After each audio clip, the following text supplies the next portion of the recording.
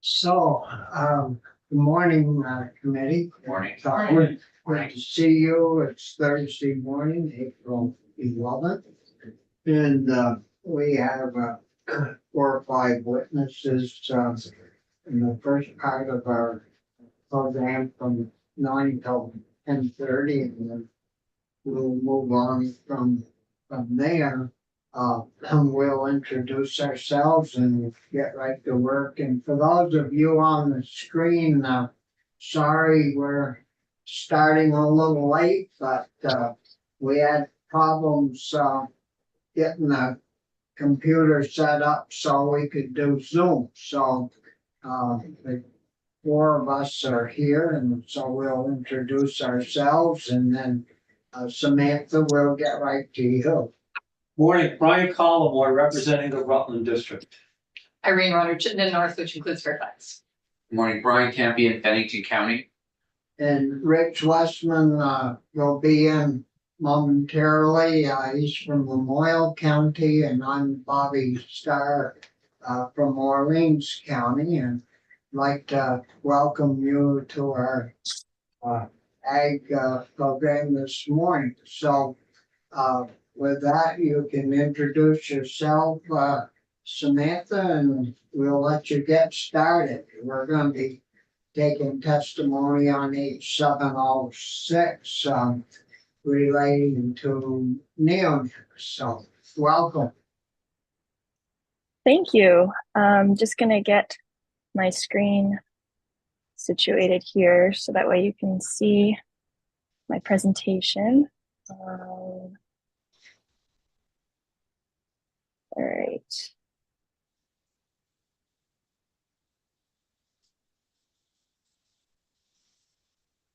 And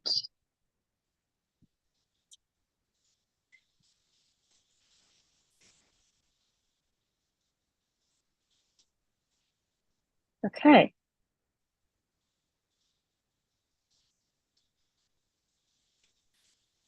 All right, so everyone can see my presentation and hear me okay? Yes. Yeah. Yes. Thanks. All right, great, thank you. So I'm Samantha Alger. I'm a research assistant professor at the University of Vermont, and I'm going to be sharing with you a little bit about my research, talking a little bit about Vermont pollinator health, and also sharing some of the results from some of the pesticide monitoring that we've been doing, and specifically talking about neonicotinoids. The views expressed here are my own and do not employ an endorsement by the university. I got my PhD at UVM, and I also run so I'm a research professor at UVM, and I run the Vermont Bee Lab. Just for a little context, the Vermont Bee Lab, we run a number of research experiments. I manage the Vermont's participation in the USDA APHIS National Honeybee Survey. And we teach beekeeping classes, and we have a diagnostic clinic where beekeepers can send samples of their bees, and we give them back a report about the pests and pathogens in their hives. So that's some of the work that we're doing over at the Bee Lab at UVM. So outline of today's talk, I'm going to be talking about the trends of pollinators, both managed and wild bees here in the state of Vermont. We're going to do a little introduction about neonics and how they impact bees. Then I'm going to be sharing some of the results from the pesticide monitoring that we're doing. And then if there's time, I'll talk a little bit about the neonicotinoid efficacy in row crops and some of the research that's been done in that area. However, I understand that you have Heather Darby coming on, and you might be hearing from Scott McArt next week. And so others might be able to cover that in a little bit more detail if we don't have the time for that today. So through their pollination services, bees provide over $235 to $577 billion to the global agricultural economy. But they're also critically important for the pollination and reproduction of all of our native plants. And I think oftentimes when we hear about bees or about pollinators, we immediately think of this charismatic bee, which is the European honeybee. However, the European honeybee, or Apis mellifera, is not native to North America, but it's really interesting because it's an insect that we farm. It's considered an agricultural livestock animal, And beekeepers are farmers, and they farm this insect, and they farm them for honey and wax, and also for the pollination services that they provide. Many people who aren't beekeepers are oftentimes surprised to hear that these honeybees are trucked all across the United States to pollinate different crops in huge numbers, which is really an amazing feat. And so oftentimes we hear about pollinator decline and bees are in trouble. I think we are most of the time really reliant on some of the data that's coming from the beekeeping industry. And that's because beekeepers are, they're stewards and they're farmers and they're caretakers of their bees. And so they can open up a box of hives and assess the health of their hives. Whereas it's really difficult in a lot of cases to understand how well the native bees are doing, although we do have some data on that as well.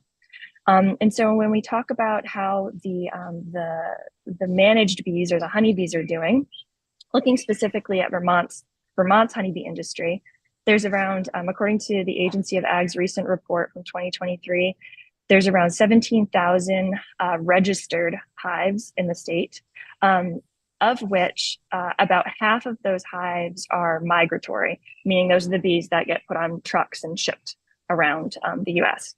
And so these migratory colonies are propagated in the South. They get trucked in for the summer, and that temporarily doubles the number of Vermont hives for a short period of time. So they come in, they get counted, and then they leave during the summer months. So that is sort of one of the nuances in understanding what the number of registered hives means in the state, and why one of the reasons why it can be difficult to understand or estimate what the health of the Vermont bee industry is just strictly by the number of bees. Another reason why it's more difficult to just use the number of bees as an indicator of pollinator health is because beekeepers are splitting their hives. They split their hives in the spring and the summer to make up for the losses that they have. And when the apiary inspection program counts, they tally up the number of hives, they're doing it at the time at which all of the beekeepers have made up for all of their losses. And so they have the most number of hives that they will have all year during that time when all the hives are counted. And so that simple number of the number of hives in the state at a given time point it's not indicative of what the beekeepers are experiencing for their losses. And we know that the losses that beekeepers experience can really impact their profits, their ability to make honey, their ability to sell bees. And so for all of these reasons, we as scientists, bee scientists and beekeepers, we don't use the number of hives as an indicator of bee health because there's a lot of nuances to that, and it can be really misleading. We use a better metric called colony loss, and this is the number of bees or the number of hives that beekeepers lose in a period of time. Much better indicator of how the bees are doing. And by the report from the Agency of Ag in 21, they reported that winter losses, so the percentage of colonies that beekeepers are losing just during the winter months is somewhere in the range of, they reported 28.7%. And I will note that this number does not include migratory operations or any operation with fewer than 20 hives. So really the majority of beekeepers. There are some calculating colony loss can be sometimes pretty difficult, and you have to make decisions in order to be able to compare apples to apples. And so in this instance, migratory and smaller operations were not considered in this number, and this is just winter losses. But beekeepers aren't just losing bees during the winter, they're losing bees all year round. And that hasn't always been the case. It's something more recent that's happened in the bee industry. And so rather than look at winter losses, a better metric is looking at annual losses. So this is the percentage of bees or hives or colonies that a beekeeper loses throughout the entire year. And the national most respected organization that takes a tally of these things is Bee Informed Partnership. And they estimate annual loss for Vermont beekeepers in the same year to be 71.3%. So you can see there could be a big difference depending on how you calculate it if you're looking at colony loss. And if you look back in time through Bee Informed Partnerships data, you can see the number kind of moves around, 48%, 57, 29, 38, 85 in 2020. But as a whole, since 2010, Vermont beekeepers are reporting somewhere between 15 and 85% losses of colonies each year. And if you ask beekeepers, and I encourage you to have a couple beekeepers here to speak with you. If you ask them if these numbers are sustainable, they will tell you that these colony losses do not feel sustainable for them. So that's about the managed bees, and I'm going to talk a little bit about native bees. Samantha, Dr. Alter, sorry, Dr. Alter, the chair is trying to get you. Yeah, so could you tell us, is Jackie Merriam, is she a member of the Beekeepers Association, or have you interviewed and done any studies with those folks? When I first started at UVM about 10 years ago, I believe I worked with the Merriams for the National Honeybee Survey. And I don't know about Jackie Merriam's involvement in the Vermont Beekeepers Association, but Andrew Munkus might know that. But I know that she is a migratory commercial beekeeper. So she's taking her bees, on trucks and going out of the state and then coming in during the summer months. So her bees are not are being propagated in warmer climates and allowed to forage year round. Yeah. So it comparing migratory and stationary bees is difficult. Totally different animal than if you're taking them south during the winter. It's a lot different than keeping them home here all winter. That's right. Yep. Because they reported 17 to 25%, I think, yesterday.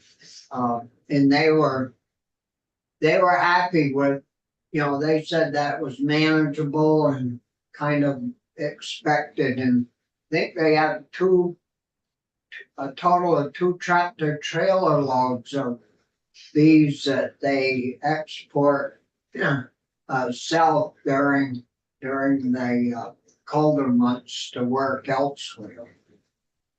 Yeah, migratory beekeeping is an incredible feat. And yeah, if they're feeling like those numbers of those losses are sustainable for their operation and how they run their business, that's how they feel. I wonder if beekeepers who are migratory can, I don't know, but can maybe overcome higher losses because they're making money in different ways, like through pollination contracts, where beekeepers that are here year round are reliant on selling their honey and their bees, and they don't necessarily have that source of income through pollination contracts. But that's a question for the beekeepers. Yeah, sorry to interrupt you. Oh no, that's okay. Happy to take questions. Any others? No. Okay. All right. So let's see. There we go. Okay, so we talked a little bit about the health of managed honeybees and how you cannot use the number of colonies as an indicator of bee health. You have to look at colony loss. And now we're going to talk about wild pollinators and how those bees are doing, and specifically in Vermont. So thanks to Vermont Center for Eco Studies, they put together this really great report in 2022 looking at the state of Vermont's wild bees. I encourage you all to check that out, or maybe speak to some people from VCE. And these are their take-home messages, that there are over, so that we have over 350 species of wild bees in Vermont, and over 30% of them, of the native species, are ranked as critically imperiled or imperiled, and that 55 of Vermont's 350 species are in urgent need of conservation action. And I have some QR codes throughout, and so you're welcome to, that will take you directly to the report if you want to learn more about that.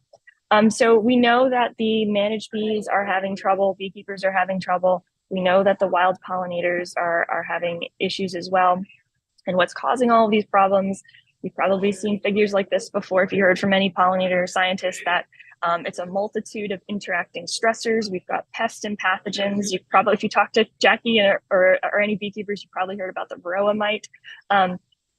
That's a pest that impacts managed bees, climate change, of course, and the loss of habitat and forage resources, and of course, pesticide exposure. And I'm going to spend the rest of my time talking about pesticide, and in particular neonics, because that's what we're here to talk about.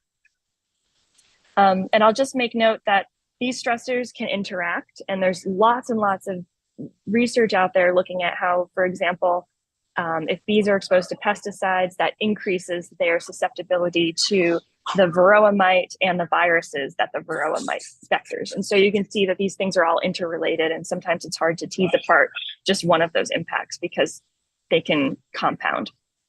We have a question. Thanks, Dr. Alger. I just want to make sure, did you say that the neonics, using them can make bees more susceptible to mites? That's right. Neonics. Okay. Yep. So, right, the neonics. So what happens? What's causing that to happen? Because we heard yesterday that a lot of, mites are negatively impacting hives. So what is it that the neonics do that make hives and bees more susceptible to the mites? Well, so I think it has to do with their immune response and the ability to fight the viruses that the mites transmit. And so neonics can make the bees sicker and weaker, and affect their immune system, which then allows the viruses to replicate easier. In a nutshell. Okay, thank you. Yeah, sure. Okay, so neonics are a class of systemic insecticides. They're used as seed coatings in the majority of row crops, so corn, soy, and wheat. We know that here in Vermont, 99% of corn is grown from treated neonicotinoid seeds, and about 34% of corn is grown from neonicotinoid treated seeds. And so these seed coatings represent the majority of the neonicotinoid use in the state. There's other uses, including foliar spray, soil drenches, trunk injections, and these neonics are also used in turf grass and ornamentals. So the neonics that are used in corn and soybean are as follows. Clothianidin and thiamethoxam are typically used on corn, and they are basically the same molecule or active ingredient because one can break down into the other. And imidacloprid is the neonic that's most often used on soybeans. And what all of these neonics share is that they are very toxic to bees. They are very good at doing their job. They're very selective for killing insects, but bees, of course, are also insects. And this is widely known that neonics are highly toxic. They're famously toxic to bees and insects in general. And so I think oftentimes when people think of a pesticide kill or beekeeper reporting a pesticide kill, they often think of an image like this, where you have piles of dead bees outside of the hive. And there have been reports of things like this throughout the US that have been where the use of neonics are implicated, for sure. But the neonicotinoids are also impactful in very small quantities, which can cause sublethal effects. And so sublethal exposures make bees less able to forage, they're less able to grow larvae and fight off disease. And some of the field studies that have been done on this, looking at the impacts of neonics to pollinators in general, find neonicotinoids associated with a reduction of wild bee density, solitary bee nesting, bumblebee growth and reproduction, the reduction of overwintering success, colony reproduction for both honeybees and wild bees, and decreased survival and immune response in honeybees. If you wanted a sort of a bibliography of all of the literature out there that's looking at the negative impacts on pollinators from neonics, I'm happy to share it, but the scientific community is all in agreement they are highly toxic to bees and to pollinators. So some of the properties of neonics that make them particularly deadly are the fact that they're systemic and they have really small molecules that are highly water soluble. And I'll put that into context here in just a second. So as a treated seed is planted in the ground, the farmer oftentimes, because the seeds will clump, the seeds are coated in a talc or graphite powder that allows them to move easily through the planters. And what happens is the seed gets planted, this talc or graphite powder creates a dust that's laden with these neonicotinoid residues that can then blow across the landscape outside of the field margins onto non-target, onto flowers that like dandelions that are outside of these field margins during those early summer, early spring events when these seeds are getting planted. And so we see about 2 to 3% of that insecticide gets lost to this dust when the seeds are getting planted, even before the plants even start to grow. But then as the plant grows, or the corn or soy plant grows, it takes up the insecticide residues into its leaf tissues, and that's where it will potentially provide some benefit to the plant. But it also can be expressed in the nectar and pollen of those plants. And so we see about 2 to 3% of the plants of that insecticide that's on the seed treatment is actually taken up into that target plant. That leaves about 90% of that neonicotinoid insecticide that's on the seed, and that leaches out into the ground, into soil, into water. And when it ends up in soil, the plants that are growing near these or adjacent to these treated crops can take up those neonicotinoid residues from the soil, much like a plant takes up, nutrients from the soil. And we see that in some of my research and others. And that's another place where pollinators can be exposed. So we see the dust, potentially the nectar and pollen of the treated plant, and then also through these adjacent plants growing near these fields. And then, of course, these neonics, you might have heard from others, they're very persistent in the environment for years. And so, it can end up in water and in soil and last for a long time in these outside of these crop fields. Samantha, if you had a cornfield in the same location for 10 years and you retain 90% of the neonics in the soil, wouldn't that multiply each year to get to be more and more and more? And wouldn't that show up in the buffer strips that most farmers have to have around their cornfields? Yes, and I believe that Heather Darby is finding that in her research, is that it kind of, so previous research find that it can accumulate into soil because it does persist, and then we are finding it in soil around crop margins. Also, Heather found, I'm going to let her talk about this, but Heather found neonics in soil in areas where have never been historically planted with neonics treated seeds. So that's, they can, by these molecules being very small and water soluble, they can spread really easily through water under the soil, I think in areas that are not even associated with the crop. Thank you. Sure.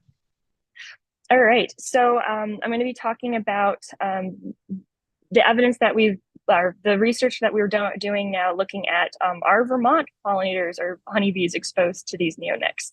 And so the way we went about answering this question, we started doing this pesticide monitoring study in 2021.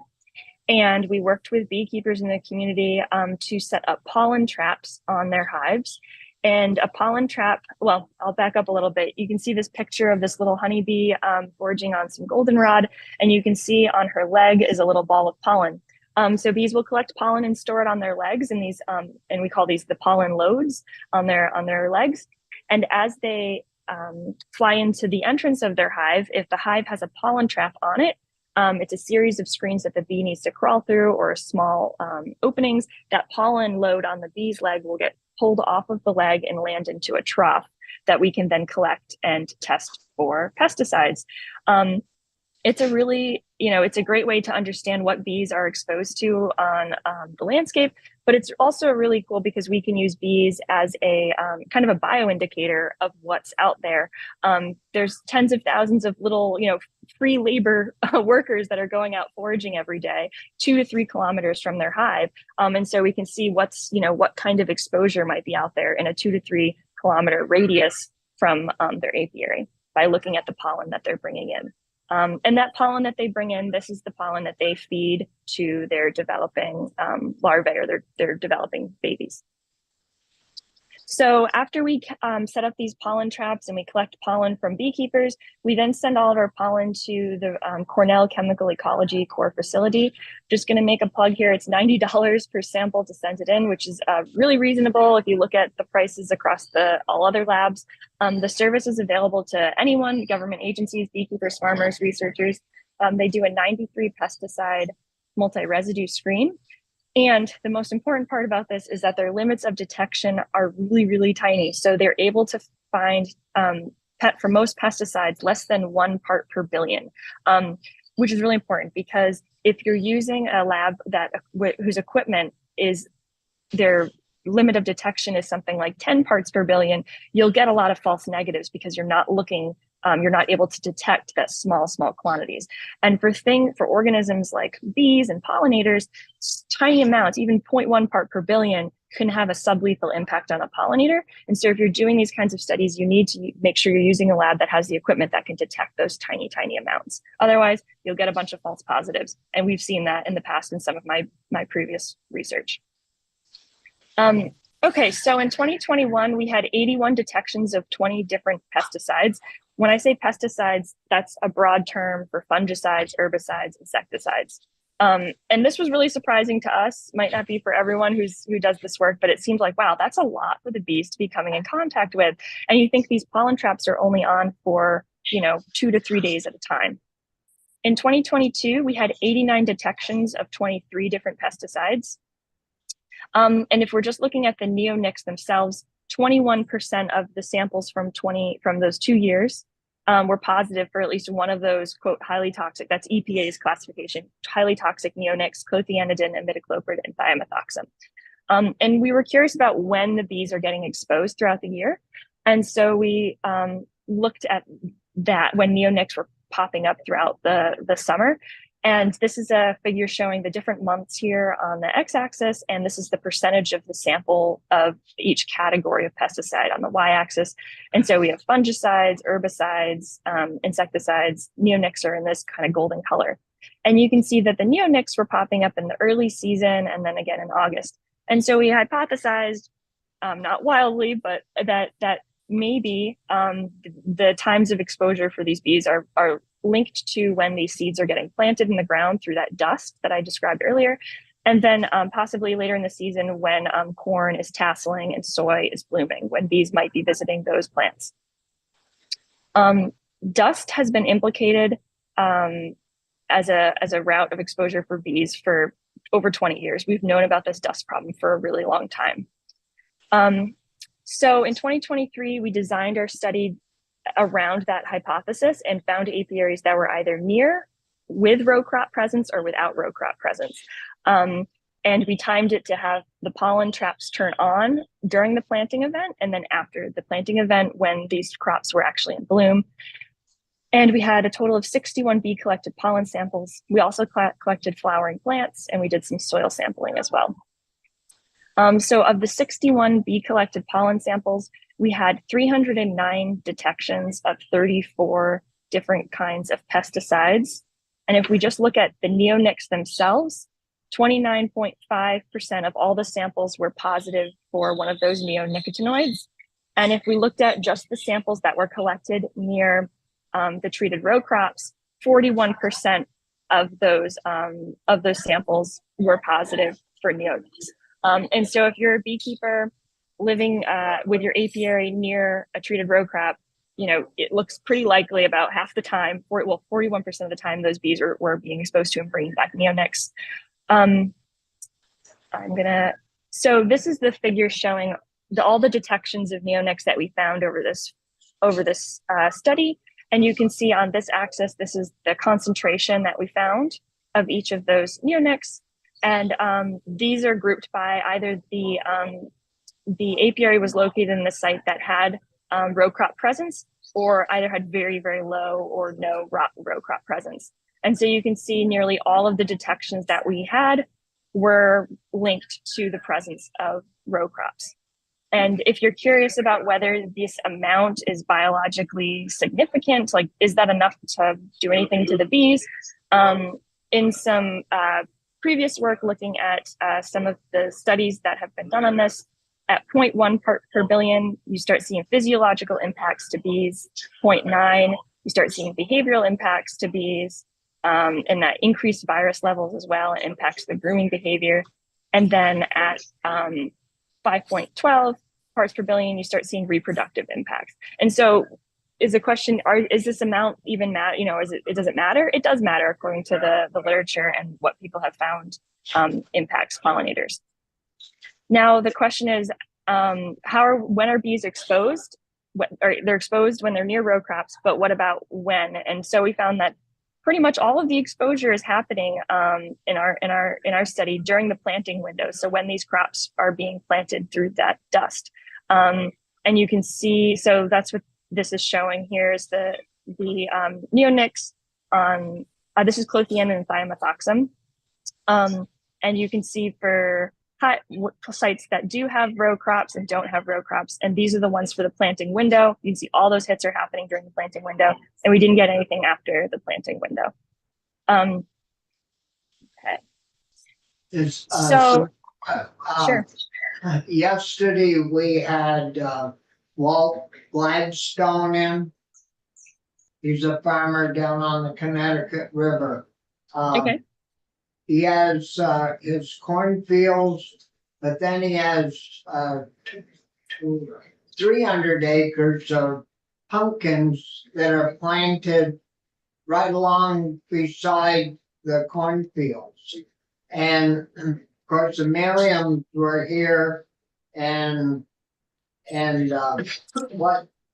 what they said, what he said is it's so close. The two crops are so close that they have to go down through, cut some rows of corn to make a road to get to the pumpkins. And then the Merriams, their bees are what he uses to pollinate the pumpkins. And what the Merriams testified to was that they see no more dead bees than normal at that location, and we've got 1,800 or 2,000 acres of corn planted right along beside 300 acres of pumpkins. They testified that they saw no damage to their bees. So I don't know if you've heard anything from them in regards to their testimony or if they even were interviewed. Sure. Well, there's a lot of questions that come up, and I think I definitely appreciate their observations with their own hives, because they know their hives better than anyone else. These kinds of studies need to be done in a very controlled way, and taking very careful measurements of things inside the hive and the overall impression of my bees are doing great or my bees aren't doing good. There's lots of questions that come up, like when were the bees brought to those sites? Because pumpkins don't bloom at the same time corn is being planted. So if the bees are coming in, these are all, I can just suppose here, but if the bees are, these are some of the questions that come through my mind. If the bees are coming in after the corn gets planted, we see that, most of the exposure happens during planting, then the bees might have never even really got exposed because they're just coming in to pollinate the pumpkins towards, that later in the season. But without really, having done the project myself or understanding some of those nuances, it's hard to sort of make an assessment. Yeah. Thank. Sure. Yeah.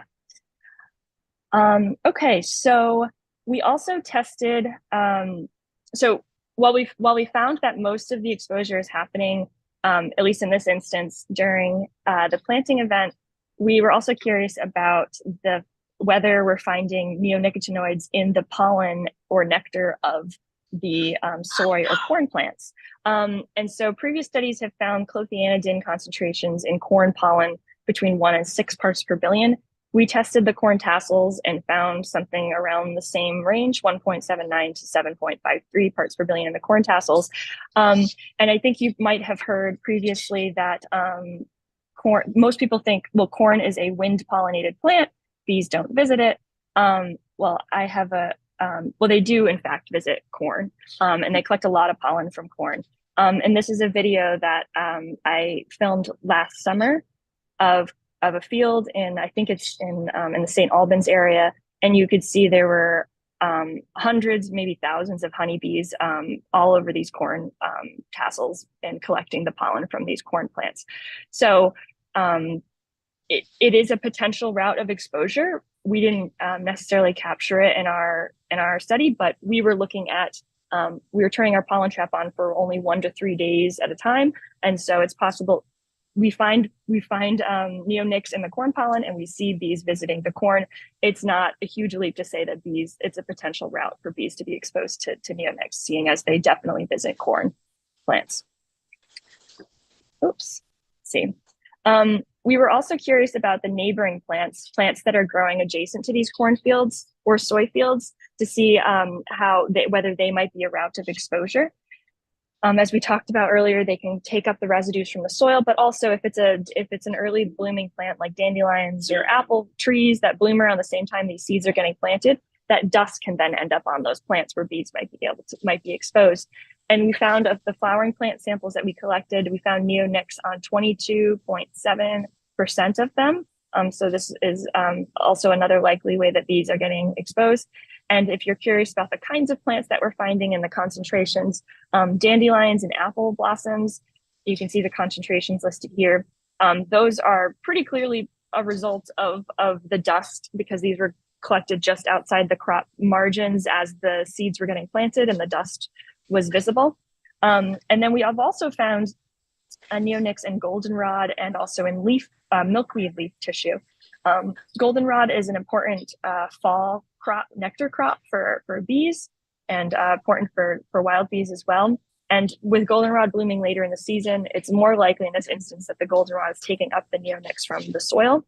And same can be said for the milkweed plants. And as you all know, milkweed is the larval host plant of the monarch caterpillar. And so we're not just talking about nectar and pollen at this point, we're actually talking about the leaf tissue that has the neonic residues that the caterpillars can come in contact that way. So I know that we got started a little bit late, and I just want to pause to make sure that I can stop here, or I can keep going if I have more time, but I want to make sure others have time to speak. There are questions from the committee. Right? Thanks, Mr. Chair. I think my only question is, the Agency of Ag produced a report that has received a lot of press that is interpreted by many, particularly yesterday, a few of yesterday's witnesses, saying that we don't have a problem. We have more hives, we have more colonies than ever. Things are going well, and I'm just wondering if you would comment on that so that we can understand, I guess, your opinion of it. Sure. So I think it's great that that some of the data that the agency has been collecting on colony numbers is available and being shared. But we have to be really careful, and I mentioned this earlier, in that we cannot use the number of colonies as an indicator of bee health or how healthy the industry is doing. You could have, you think about using the number of cows, maybe this isn't a great analogy, but the number of cows as an indicator of the dairy industry. But if all your cows are really sick and dying each year and you have to buy new ones, that's not really a good indicator. And that's what's happening, is that the bees are sick and the beekeepers are losing colonies at really high levels that they say and feel are unsustainable. And they have to make up for those losses every year. And they're doing it in really aggressive ways that really, I think in the long run, isn't great for the bee industry.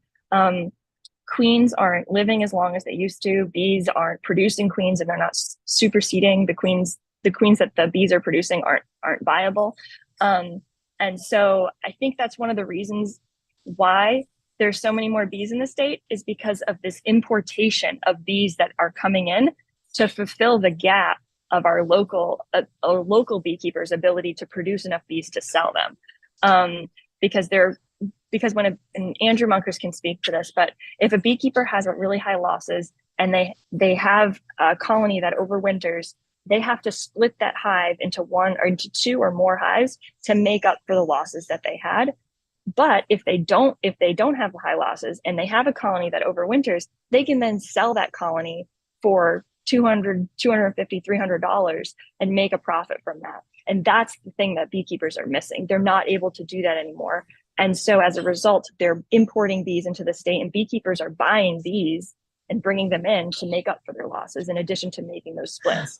And as I mentioned before, half of those colonies that are registered actually represent the migratory operations. So those are the bees that are coming in, getting counted, and then leaving. And so you might have seen a boon within the migratory industry because of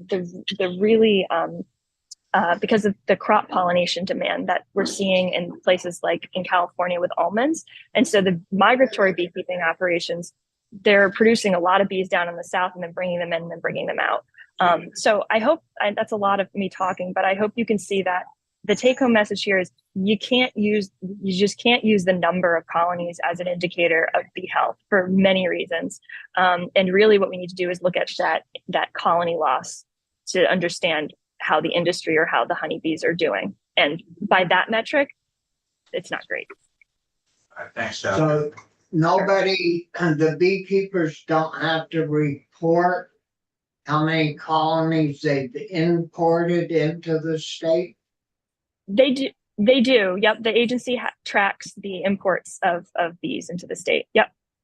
So that's a question then we should ask them, is how many colonies are imported into the state to make up their, 70, you say, Brian, what percentage, 7? I didn't say a percentage, yeah. I've got the number here, but. Yeah, What is it? And I was gonna ask Samantha too. So I understand what you're saying, I think, but I'm still confused about. They reported for 2023, the highest number of colonies on record with 17,145. And if what you're saying is true, Samantha, and that the bees aren't healthy, it would seem to me over a 6 or 7 year period, we'd see fewer colonies and fewer and fewer. But over that 7-year period from 2016, we saw a 43% increase in the colonies. Mm. So I'm wondering how that squares with your number. The other thing I mentioned is, and they point out quite correctly, that the challenges for bees it's not limited to just pesticides. You've got weather, starvation, bear predation, and the varroa mite is, as we heard yesterday, without question, the highest challenge, the most critical challenge for bees that there is. So I'm wondering if there's 4 or 5 different challenges for them, how each of them, is it 20% for each, or is it mostly the weather? Is it mostly the mites? From what we heard yesterday, the mites are more likely to have an effect on the numbers than anything else. Yeah, so there's a couple of things that you asked. Absolutely, the pesticides aren't the only pressure on bees, and I mentioned that before. They're all, all those stressors are interacting. The mites are certainly an issue. The viruses that the mites vector are an issue. I don't think it's possible for anyone to say the mites are causing 20% of the problems and the pesticides are causing 15% of the problems, because of the fact that these stressors are interacting and impacting each other. That when a bee doesn't get the forage it needs, its immune system is lowered, and then it makes them more susceptible to things like eczema or viruses, 2 different kinds of pathogens. So that's why you can't really allocate. But beekeepers are doing a lot to control their mites. We have world-renowned beekeepers in the state who've been keeping bees for 40 years. They know how to farm their bees, and they're treating their mites maybe sometimes 4 or 5 times a year, and it's not enough. And so it's not that the beekeepers aren't doing things to mitigate their mite problems. They are. There's a lot of tools out there. There's certainly hobbyist beekeepers that are treatment-free that aren't doing that, and that's I'm not going to deny that. But there's a lot of the commercial beekeepers who do this for a living are really good at managing the problems that they can control. And what they can't control is this pesticide issue. And it's one of the human-made problems that's certainly an issue and causing impacts to the bees. And if you can mitigate against this one of the 4 or 5 threats, then to take some of the pressure off the bees, the thought is that it would help some of the other issues.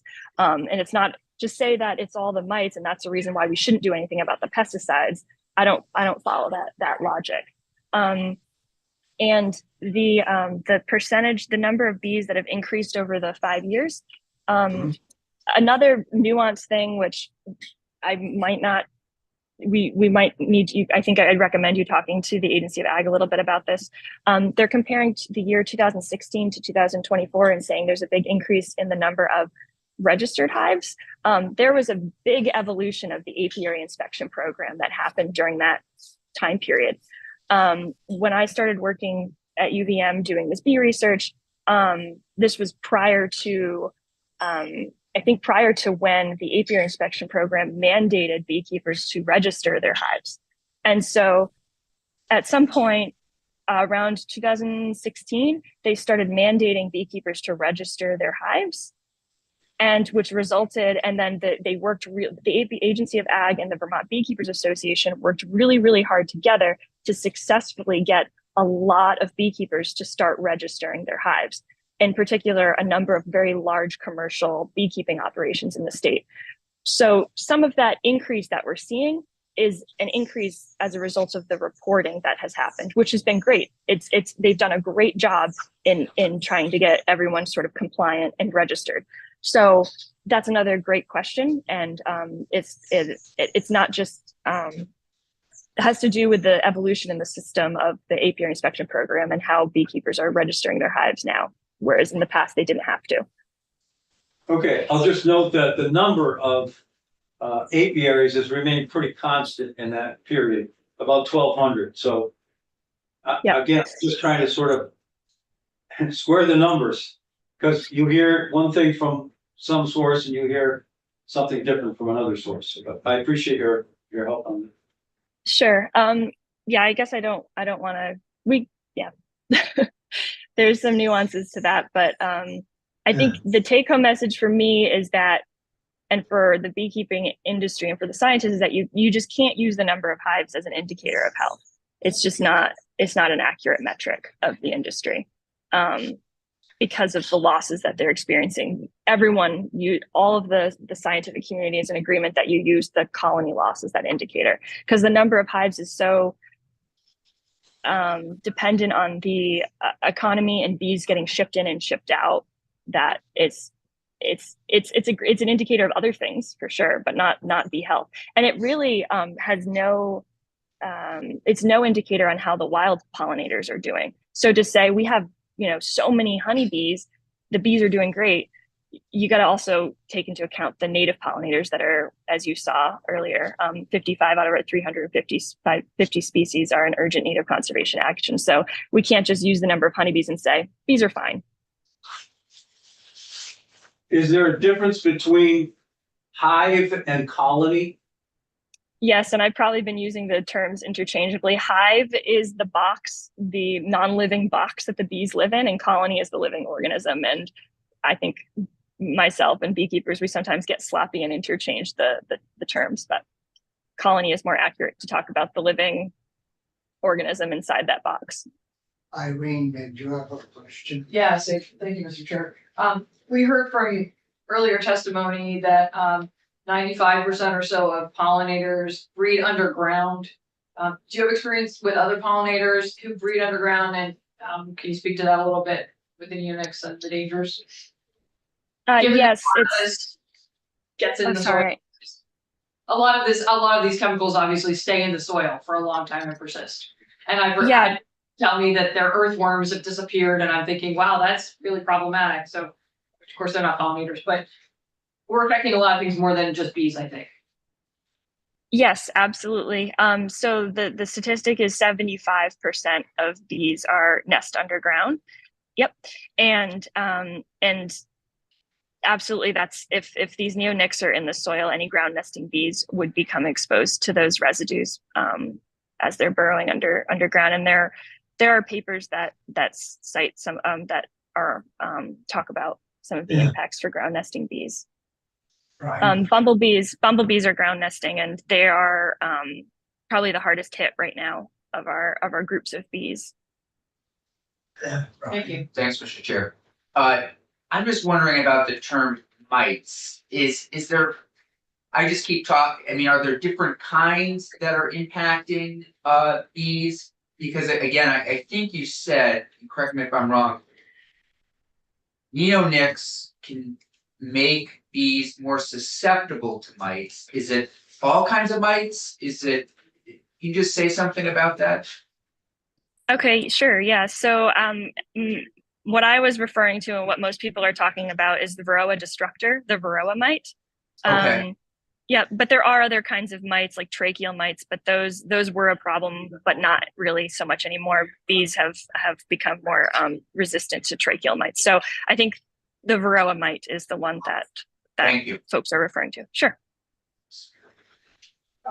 Any other questions? Yeah, we have 3 more witnesses for the next half hour. Do you have a lot more to present? Oh no, I'm all done presenting. I think I'm gonna let other people talk about the neonics and the research done looking at the lack of benefits for row crops. Because I think, are you speaking to Scott McArt next week, maybe? Well, we got Graham from rural Vermont up next. Great. Okay. Yeah, you're in good hands with the rest of the crew about that topic. So Yeah, thank you for your time and your presentation, Graham. Do you want to? thank you. You, Doctor. Thanks, Doctor.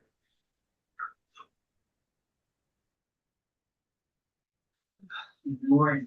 Morning, committee. Think you know everybody, so. I think good to see you all. Good to see you. Jim Mayor.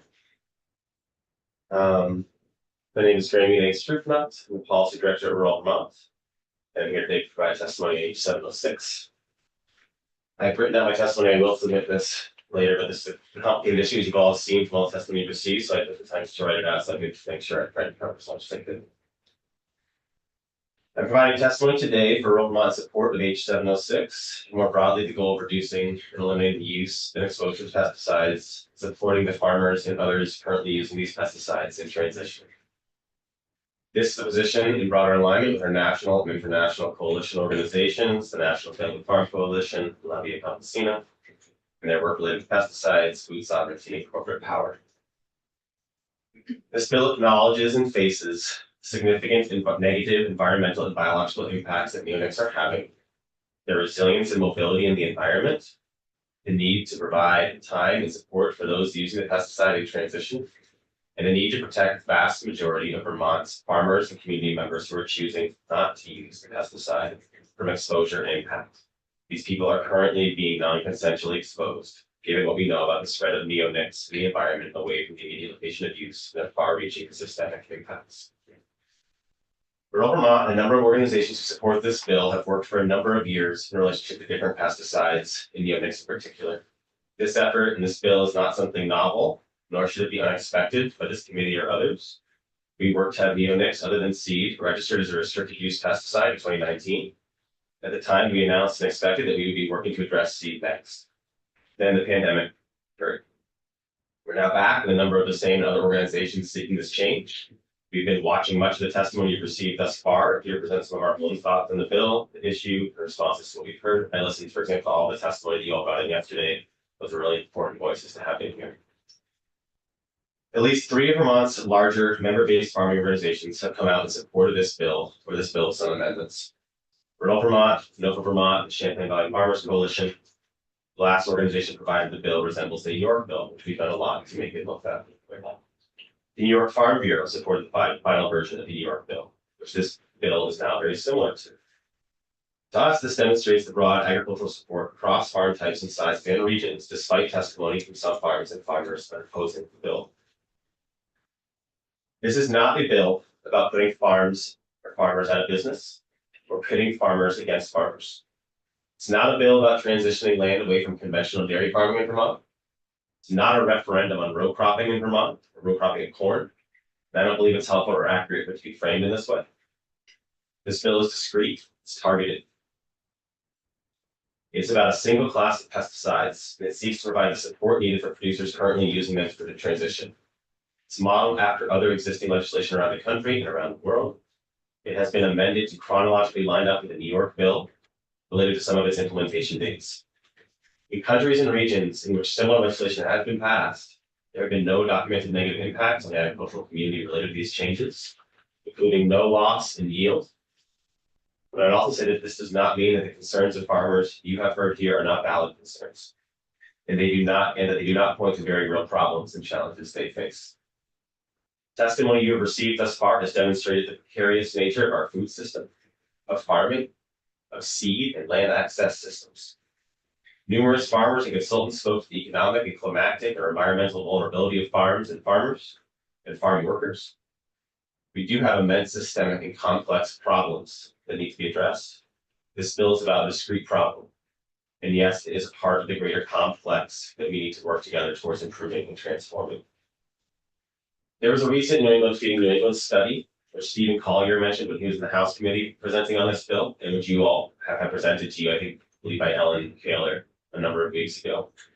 That said, Vermont's currently severely import dependent for the vast majority of its food needs. Across New England, we need an additional 400,000 acres of land in underutilized production and an additional 590,000 acres of additional new crops to even meet 30% of our regional food needs.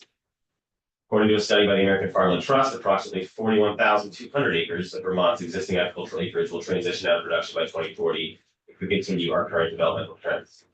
We need more farmers, more land and ag, more support for those already farming, and more support for new farmers. This conversation is not about taking any farmers away, or any acreage away, or pausing them. This bill assures that as we bring this new acreage on, as we maintain and improve our current acreage, supporting new and existing farmers as well, that we are not further spreading what we know to be harmful, persistent mobile agrochemicals, and that our communities and farms have self-determination in relationship to the crops they grow, the seeds they source, and the food they eat. In the House committee, Heather, who I know you'll have in, I think later today, Heather Darby, told a story related to the time period when neonics transitioned from being an optional treatment for farmers to an automatic treatment, meaning that they can no longer choose whether or not to have their seed treated by neonics. And one of the primary areas we are discussing here is related to our real or perceived inability to choose whether or not the seed we plant will have a particular proprietary product on it. This isn't about whether or not the varietals are available. It's whether or not they will be available as they once were, as an option as opposed to a requirement for farmers. Nobody is taking away varietals. We're saying those varietals cannot contain a particular pesticide with known dangerous and widespread impacts, which almost all the time do not economically or agronomically help farmers according to the data. This disproportionate power that pesticide manufacturers and seed companies have in their relationship to the essential needs for our society to grow food should be deeply concerning to all of us. It fundamentally affects our democracy. So in response to some of the concerns and questions raised for the last number of weeks, I'm going to provide a few of those examples to respond to. We need to wait for a federal solution. So certainly a federal solution would be ideal. We cannot afford to wait. It would eliminate more of the concerns related to competitive advantage and seed supply for Vermont farmers, but we also have not seen any data that bears out those concerns and have consistently seen these narratives being voiced in other places as they were considering legislation. We do need to account for the fact that these farms are part of the global commodity system. We need very much to support them. We cannot deny science about the impacts, though, and continue to use this class of pesticides. We support doing what we must to provide support need for farmers as they transition.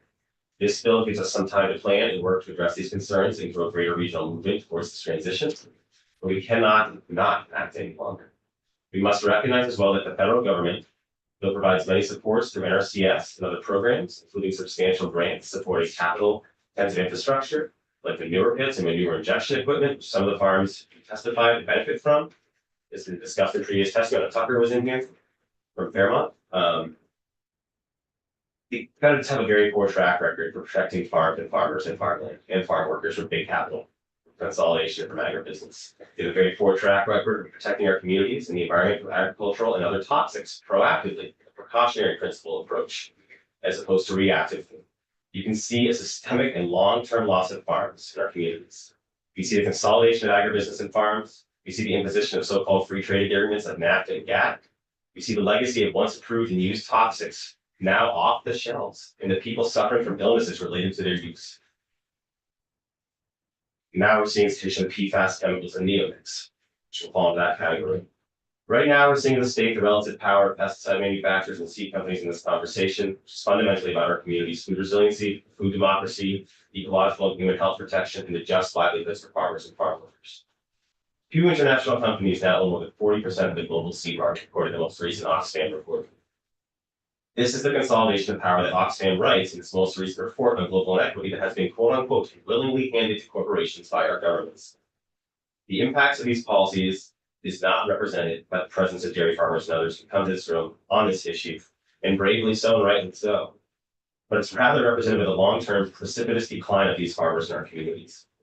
This is not an inevitable consequence of a political form of progress, or of legislation or EPA action removing pesticides from farmers' toolbox. It is the outcome of US and global policy and the very complicity which Oxfam's research attests to between governments and corporations. We should defer to the Agricultural Innovation Board. We've heard this. We are disappointed by the AAB report and its conclusions, so we clearly wouldn't be here today if we were agreed. The primary concerns they relate to needing more research related to seed corn maggots, the supply of seed, and the potential impact of the halo effect are certainly present. We do not feel they are reasonable barriers to making more clear and substantial steps now to reducing the use of neonics and supporting farmers in transitioning, particularly given the data on environmental impacts, yields, and farm economics. If there is residual, there's some degree, if there is residual, then there's some degree of residual or halo effect. And our principal concern with the halo effect is primarily that it exists. And its very existence is another reason to phase out widespread use of neonics as soon as possible. Because this means that plants are exposed to and other forms of life are exposed to and taking up neonics long after the target uptake window, like Walt spoke to the uptake window, I think 30 days. But if there's neonics still present in the soil, those plants are still taking up that neonics. It remains toxic for potentially far longer. So this bill provides time to do more research to support seed supply assurance and financial support for farmers. So there's a question about whether or not this policy is the most effective approach, period. And I think we've seen in Quebec, the European Union, and other locations that policy has been effective.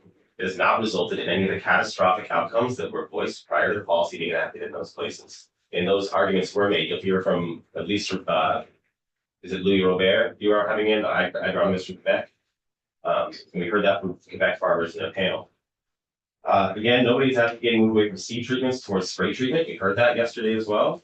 Seed treatment is one of the points of focus because based on data from the BAFM, it is the greatest use of neonics in Vermont. It is prophylactically applied with or without pest pressure on 99, I believe, more than 99% of corn seed in the state. But spray treatments are also very much a focus of this bill. This bill prohibits the sale or use of neonic coatings on corn, soybean, wheat, and cereal seeds by 2029, prohibits outdoor uses that risk significant carbon pollinators by 2025, including foul flowering crops, ornamental plants, and turf grass, and it requires best management practices for permitted use of neonics. So this is, and another thing is this is not as simple as this being about organic untreated versus conventional. It's about neonic treatment in particular. Folks can still apply fungicides and other treatments to these seeds. This is specifically about neonics. So when we look at an organic corn field like Brian here yesterday, it's not as simple as looking at organic yield numbers versus conventional. We're talking about one treatment we're removing from the seed. You can still apply those fungicides and other things that are really important for those farmers who are using them right now. So farmers have real concerns about transitioning. Farmers have real concerns about being exposed. This isn't about farmers not caring about bees. It's not about beekeepers or hive management. There are more than 6,000 farms in Vermont and many other food producers as well who are impacted. Pollinator-dependent crops in Vermont include apples, squash, peppers, melons, sunflowers, buckwheat, tomatoes, blueberries, cherries. List goes on. The Vermont Beekeepers Association, and I'm glad you have Andrew here, reminds us that according to the agency's own statistics, Vermont beekeepers have lost at least 5% of their bees during the winter months for the last 3 years. Bee Informed Partnership, a national organization that tracks U.S. honeybee colony losses, reports combined summer and winter losses for Vermonters much higher at 35 to 85% each year for the past 4 years. Vermont Beekeepers Association has offered a strong rebuttal. This is, I guess, what you were asking all our elders about, and I'm sure Andrew will speak to this as well, to the agency's data and its interpretation in particular of that data that was brought up in committee. I'm far less of an expert, so I'll let Andrew and Smith speak to that. But to me, you know, this is sort of like counting the number of cows in Vermont, an indicator of Vermont's dairy farm health. And as you know, we have a very similar number of cows, so we have historically we have far fewer farmers. Farmers irrigate from surface waters. Vermont Agency of Ag has reported neonic residues in almost all of Vermont's surface waters. These chemicals are persistent and they spread. You've seen data of residues at varying soil depths and land. Actually, you are about to see the data. Heather, she presents what she did in House Ag. To see her present data about residues at varying soil depths on land planted and not planted with neonics. The reality is the vast majority of farms and farmers in Vermont do not rely upon neonics, but all rely upon beneficial insects, soil health, water quality, seeds, the ability to determine how to operate their farm, how to manage the land, and grow crops provided it doesn't negatively impact others. So we want to support the farmers who need the transition. We acknowledge that the many challenges they face in relationship to this, and more broadly, given the positionality of the national and local food system.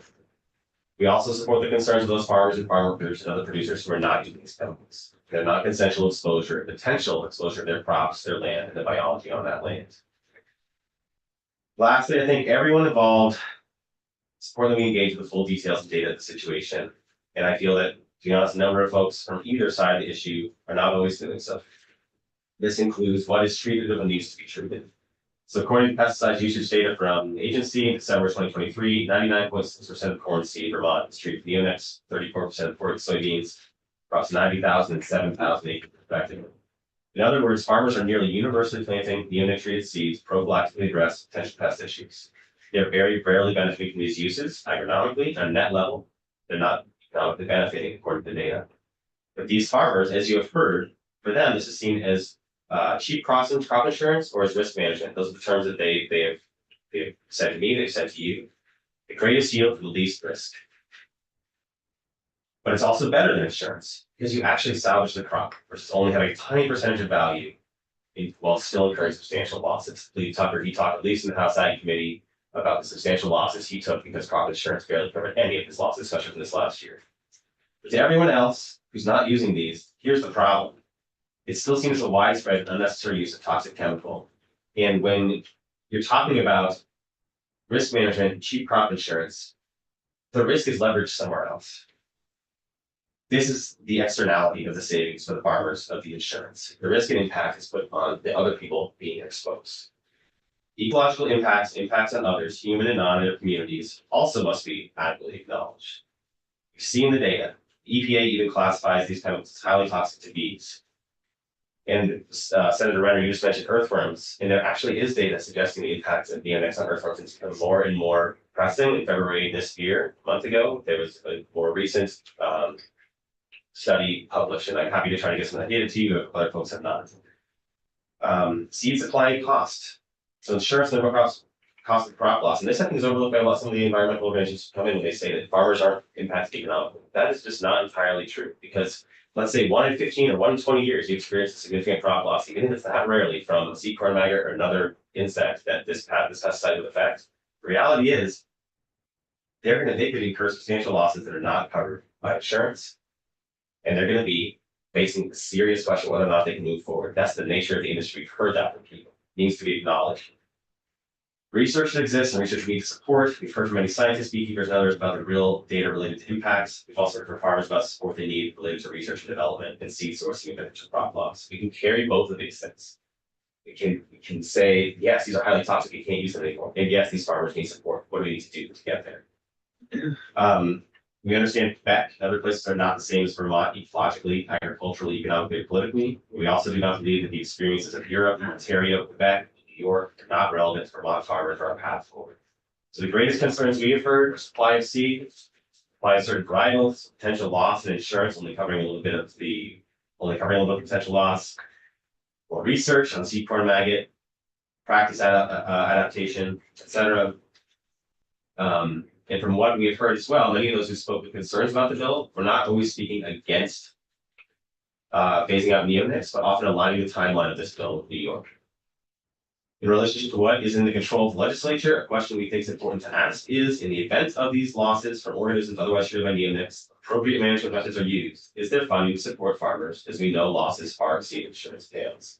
What can we do to address that? So with this work in Vermont, we hope to grow the movement of more states taking action in the US and know that there are efforts underway in other states in our region and beyond. Hopefully, seed companies will work with farmers use these products now, and farmers will have the varieties they need at a cheaper price, as we've seen in other localities, and healthier soils and biological webs. And other farms and community members not using them will be far less exposed, and we will gradually reduce and eliminate systemic load of neonics in our environment. Open to questions about the New York bill and this bill, and other questions and comments from the committee. Thank you. Yeah. I know you have other folks. Thank you, Mr. Chair. So, my big concern with the New York bill is that, 2029 is quite a few years out. We're losing, say, 50% of our bee population each year on average. There won't be any bees left by 2029. And yeah, my impression is the seed companies in a year or two could turn around a lot of seeds that are not coated with neonics. As well, I saw a list from the Quebec person that we're going to hear from soon that showed that there are already a number of seed varieties that don't have neonic coating. So anything you want to say about any of that? Obviously, that still started out with the 2027 deadline. It's been changed to 2029, I think, because it's testimony we've heard. I think from the farming side and on the group of environmental organizations or otherwise, a number of folks have come out in support of that date, because I think we realized to get this bill through, it's important to line up with the New York bill state. If anything, because Vermont's a very small state, and because we need to listen to what we're hearing from other folks. Whether or not the seed companies can get there or not, I think I can't debate that. I'm not in the industry, I'm not that expert, but we've heard in the House Ag Committee is that whether or not it's 5 years, people are gonna work to get this done as soon as they can. They're not gonna wait. You need to figure this out. Like I saw in Quebec, and with the Quebec farmers, and I think when you were there, maybe you could comment on this. We comment on, okay, we set this date. How soon did people start adopting? How soon did companies start transitioning? Are we unable to buy seed and import it from Quebec? I Are there don't know the answer to constraints that. that we're, I mean, why not start next year? Why not? I'm just concerned that we do have seed supplies, but that knowledge is being somehow minimized. The fact that Quebec is able to plant millions of acres of corn, but somehow they're 90 miles away, so we can't get that corn. We can't possibly start planting seeds without neonics. And I just wonder how much truth that is versus drama. I'm said I'm not, I think Heather's probably a better expert to ask than myself on this, but I would also acknowledge that, Canadian farmers are also in a supply management system. We have a very different reality related to seeds at times, but a number of those same companies, we saw it bear out testing from these farmers. They're getting seed from a lot of the same companies that US farmers are getting seed from. I think the question is, what are the policies, order, et cetera, and Heather can answer a lot of those questions more clearly than myself. Other questions? No, thank you. No, Just one more, if I may. I heard that, it said that we see on TV that farmers in the EU are rioting, and one of the reasons they're upset is lots of restrictions on things that they need to do. And one of them is how they plant, what seeds are coated with or not coated with. Do you have any knowledge on that that I don't We've have? been watching this with a lot of interest in organizations. We have connections to an international organization like the Campesina, and the National Family Farm Coalition has relationships with farmers in Europe as well. And they're actually developing a webinar right now to discuss some of the narratives that are emerging about the farmer protests in France and in parts of Europe, and some of the disinformation or misinformation they think is about those narratives. And one of them is that the environmental regulations are some of the predominant reasons why farmers are suffering. The position of a lot of the National Farm Coalition and these others is that things like parity pricing, fair prices for farmers, there's a number of other factors that contribute to farmers decline over time. And once that webinar is released, I'd be happy to give it to you, because we'll see some expertise, we'll see some farmers, and we'll have these narratives actually sort of put out there and discussed. That's the best I can offer for now, because it's not my place of expertise. so did you say why is New York's bill such a good bill?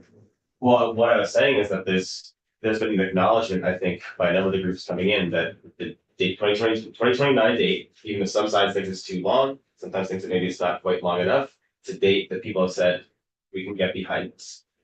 So that the primary reason the New York bill has been appreciated is the extended timeline. And that is now in this bill. But there are a few other things like the manner of exemptions. And I think if you have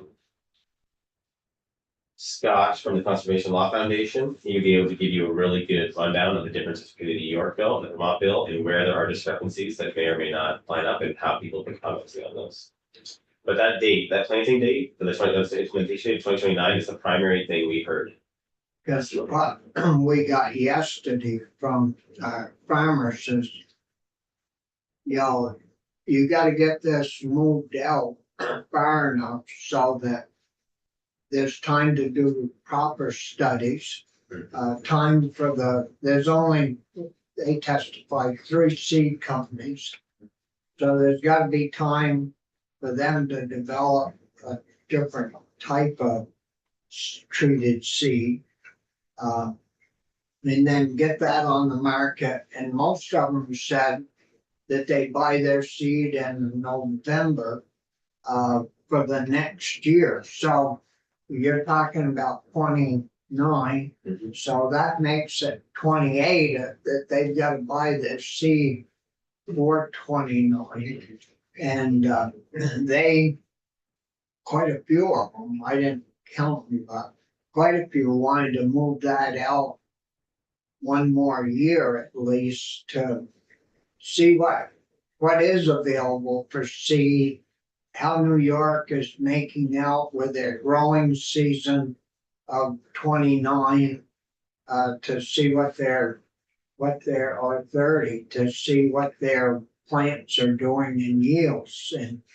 And you said there was no difference in yields, but we heard yesterday that organic farmers haven't been able to use these pesticides and their tonnage is down to 13. I think the low number was 13 tons per acre, and the conventional guys was anywhere from a low of 17 to 27, 28 tons per acre. So if we happen to hit it on the low end, that means we could have to increase our acreage to get the same tonnage by anywhere from 25 to 40%.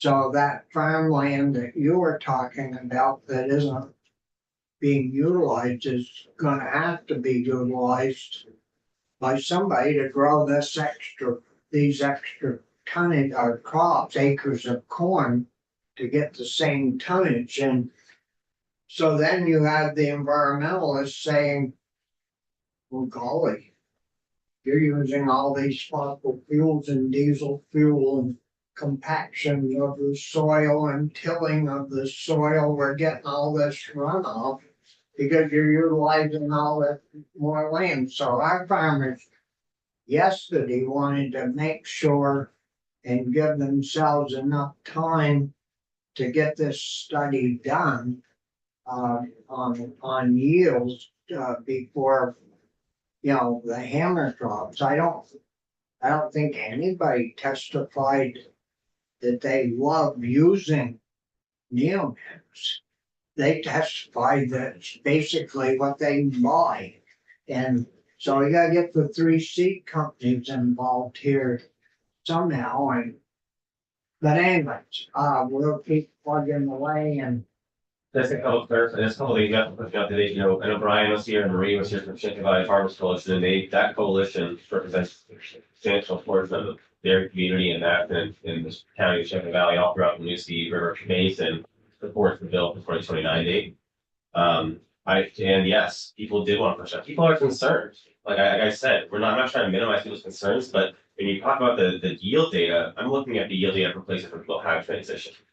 And we're talking about organic versus conventional again, we're not talking about organic versus conventional. We're talking about phasing out this treatment. We're talking about taking the neonic treatment off the seed, and still apply the fungicides, the other treatments we want. you don't do that organic, can't even do that.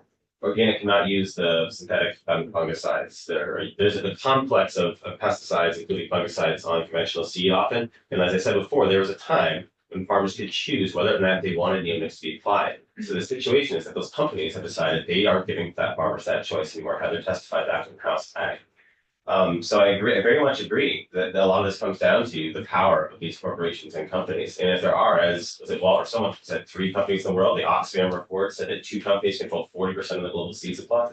That's a huge concern. What we have seen in places where people have changed the laws, these companies have provided the seed. So you can talk to Lou Rivera about that. And in terms of the studies, as Samantha said, I mean, the EPA classifies these chemicals as highly toxic to bees. I think in terms of the impacts, those are there. In terms of the studies about how farmers can adapt, their relationship to no-till practices, et cetera, that's where we do need support. Heather can come and speak to her research. As folks said, it's very nascent, but it's a beginning of something, and we do have data and research from other regions that have transitioned. Well, we've got to move on. Absolutely. Thank Yeah, you. thanks very much. Thanks. Why don't we have Andrew, you Andrew? I'm Andrew. Yeah, why don't we get you in? You're here and been pretty patient. No problem. You guys have had lots of good questions. So how long do we have at this point? Can I take the original 20 minutes or are we gonna have to tighten that up? I think we're gonna tighten that up because we still have you said it, right? Yes. And we have the next pool here. But we got started a little bit late because of technical problems. So we need an hour for Heather? I I see we have Heather down for a whole hour. Are we gonna need her for a whole hour? would imagine. Okay. Because, you know, we've worked with her a lot. We'll have a lot to, I think, offer. Okay. And I'll ask, yeah, Graham, you're still here while we're getting ready. We had Brian Kemp in yesterday, and he didn't really say that they supported the bill. I didn't think. You I can look at, know he had a bunch of questions, he's and he's an organic guy, so. but he's the president of the Champlain Valley Farmers Coalition. The coalition sent a letter. It's on the committee's page, at least in the House Ag. I'm not sure if it's up yet on the Senate Ag page, and it says that this Champlain Valley Farmers Coalition supports the bill if it were to look like the New York bill. And in testimony previously, he specifically mentioned the 2029 date, and Marie mentioned that as well as a very important shift to make from the original 2027 date. Who mentioned it? Brian and Marie and other farmers who were a member of the Champlain Valley Farmers Coalition testified in House Agriculture Committee and in the letter they submitted. Thank you, Mr. Chairman. Yeah, I'm Andrew Muckers from the Vermont Beekeepers Association. I finished being president last August, but I'm more familiar with this issue because I've been testifying on the 3 different neonic related bills that have gone through the House. And I can address some of the seed issues before I get started on this real quickly, and I'll try and move extremely fast. I timed this out 15 minutes last night. We'll try and tighten that up, and I can skip some of the stuff that Samantha already covered if you guys are tracking all that. It's a complex issue, and it's for people who don't understand bees, it can be very difficult to understand. The seed issue is a little bit more simple. What happened in Quebec is the seed companies put out lots of information saying we won't be able to do this, you know, this is going to be hard, but it's actually a product that they're not putting on the seed. So it's extremely easy to not put the neonic coating on the seed. And they found that basically, as you said, there was a 1-year turnaround before all the seed co-ops that they have in Quebec were able to provide them without seed. The VBA is very much supportive of the 2029 date so that there's time for this transition to happen. We'd be very concerned if it got bumped out past 2029. Just because of the issue that we are continuing to lose colonies. There is another seed treatment, which is 2 orders of magnitude less toxic than the neonics that can be applied to the seed. It's currently available. So if farmers don't want to use seeds that don't have a systemic pesticide on them, there is one that is already on the market and can be purchased at any seed dealer now. It's called an anthranilic diamide. It has its own concerns, but it isn't covered by this bill. And some farmers in Quebec switched to using the diamides. and had other acreage where they used fungicide only seeds, and they found that they weren't getting any advantage in yield or in pest protection from the diamides. They didn't want to pay for it, and so they were able to save about $7 a bag by going with the fungicide only. But it is there for people who have concerns about not having a pesticide. The neonics aren't the only thing out there. The difference with the diamides is instead of for persisting for 4 to 20 years, the diamides persist for about 90 days in soil. But they do have a long enough uptake to protect the crop during the time period where they could be affected by the seed corn maggot. So there's already a product on the US market that could replace the neonics. It still has some health effects on bees and other invertebrates, but like I said, it's 2 orders of magnitude less toxic. So at the level of exposures that Dr. Alger was showing you, the VBA is not particularly concerned about that type of exposure. Does that make sense? Yeah. Okay, moving ahead. Worker bees collect pollen, they collect nectar, that's their food. They store it over the winter. They aren't actively exposed to pesticides in the field during the winter months, but they are exposed to stored pollen. Sam talked about the hive, that's the box the bees live in. In the comb, which lives in the hive, the bees store nectar, they store pollen, and then the white things you see are what we call brood, which is the larval stage of the honeybee. And one of the problems with the neonics is there were no studies done on brood exposure of neonics. They were only done on adult bees. And this stuff is incredibly toxic to adult bees, but it's even more toxic to the larvae. And so what's starting to come out now that they're used is the effects on the adult bees if they were exposed, if they were fed contaminated pollen or nectar while they were larvae. This is that data that Graham mentioned with the Bee Informed Partnership. We like to use this data because the data from the Agency of Ag is only winter, and it's also skewed. They're the agency that regulates the beekeeping industry, and most beekeepers are not willing to admit how many hives they actually lost to the agency that regulates them. The Bee Informed Partnership is a nonpartisan group. They track colony loss across the country. This is a 4-year average. You can see Vermont sitting at about 57% loss. So yes, there's plenty of bees. No, we're not going to run out of bees. The agency is concerned with making sure we have enough colonies for crop pollination, for apple orchards, for blueberry farms. There's plenty of bees. They're being propagated in the south. They're being imported into the state. We're not going to have a pollination shortage in the near future unless things get extremely worse. What we're talking about is those of us that are stationary have to make up our losses each year, either by splitting colonies like these that you see. They're called nucleus colonies. And you can either propagate the colonies or you can produce a honey crop with them, but it's hard to do both because by splitting them, you take away the resources. And so if I have Can I to, ask a quick thing? Can you just tell us, is that all right, Mr. Chair? Sure. Because, why is splitting so helpful? Dividing the colony. because you can make 2 colonies out of 1. So Right. let's say I lose half of my colony. Yeah. About 25% of the remaining about 50%, so 25% of the original will be strong enough that I could split them. Right. Okay. So if I started with 1,000 colonies and 500 of them are dead in the spring, Yeah. about 250 of those would be strong enough that I could split them. Okay. Make an additional colony, and by the fall, I would have 750 colonies. And the numbers of registered hives remain largely stable because we're required to report those in May for the entire season. And if you do not have a minimum of 16 colonies in an apiary, you lose that apiary and some other beekeeper can move in.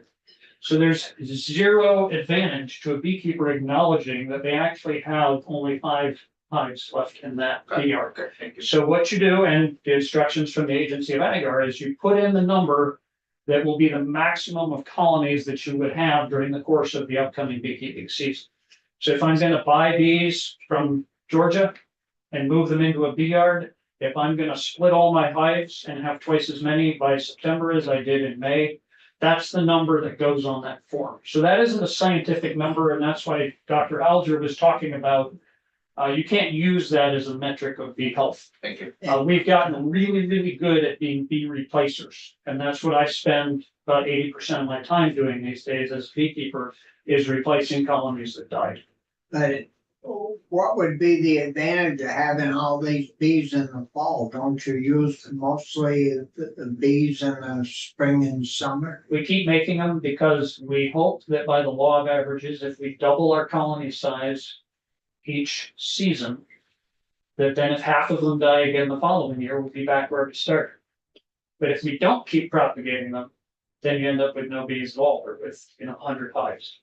So I make, of the number of hives that I run for honey production, I make splits equal to double that number, just to maintain, just so that after winter losses, I'm maintaining a level playing field to get back where I started.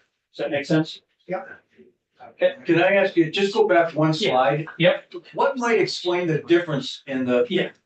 situation state to state? Yeah, it's because number one, the intensity of beekeeping is different in each state, and the intensity of agriculture is different in each state. And so in some of these states where you see extremely high levels, there's a lot of irrigated neonic crops, extensive acreages, and there's very intensive agriculture in those states. And so you're seeing a lot more exposure.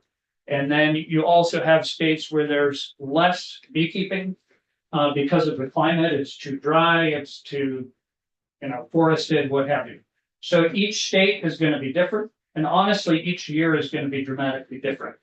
It's not a neat, the problem with science is it likes to have only one variable. We live in the real world.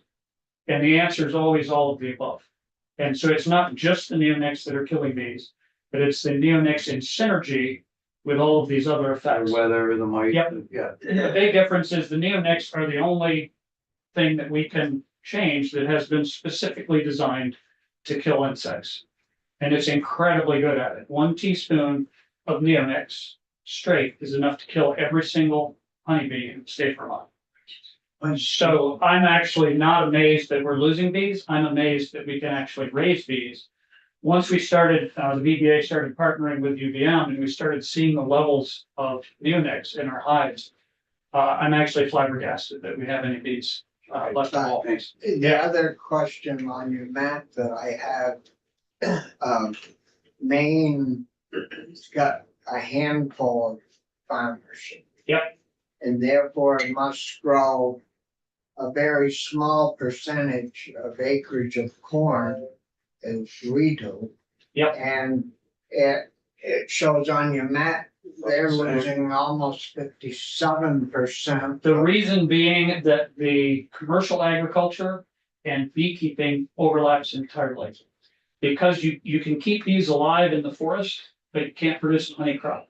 So no commercial beekeeper will keep their hives anywhere other than where there is cropland. And so the number of colonies kept in Maine is going to be lower than the number of colonies kept in Vermont, but it's going to overlap the agricultural areas just the same as it does in Vermont. And I'll show you a map later that shows where the apiaries and where the cropland is if we have all the time there.